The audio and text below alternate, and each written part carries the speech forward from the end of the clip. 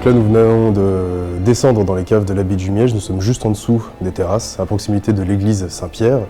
Et là, nous approchons en fait des grandes caves du XIVe siècle. Les caves sont utilisées tout simplement comme les frigos au Moyen-Âge. Et là, ici, cette cave du XIVe siècle a même une glacière. Quand on regarde sur le fond, on a une espèce de dôme assez étrange, et c'était l'endroit le plus frais de cette cave.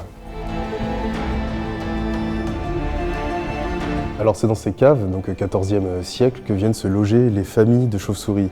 Il y a deux espèces qui viennent se mettre dans les croisées, et c'est là qu'elles vont mettre bas.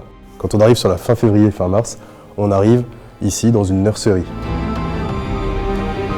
On a deux espèces qui vivent ici, le grand rhinolophe et l'autre, le murin à oreilles échancrées.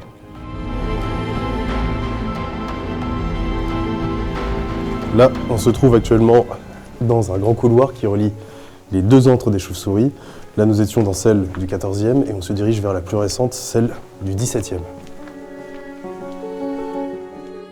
Nous sommes dans la deuxième cave du XVIIe. Alors on peut le voir d'ailleurs, la pierre elle est un petit peu plus récente. La pierre elle est lisse, elle est taillée lisse avec une autre pierre d'ailleurs que celle qui se trouve à côté. Nous sommes encore dans l'antre des chauves-souris, même si c'est vrai que quand on regarde la surface de la pierre, elle ne peut pas s'y accrocher. Ici, on est dans un lieu qui est dit comme ENS, donc espace naturel sensible. Les chauves-souris viennent ici, elles sont donc protégées. De toute façon, les chauves-souris sont des espèces qui sont toutes protégées en France.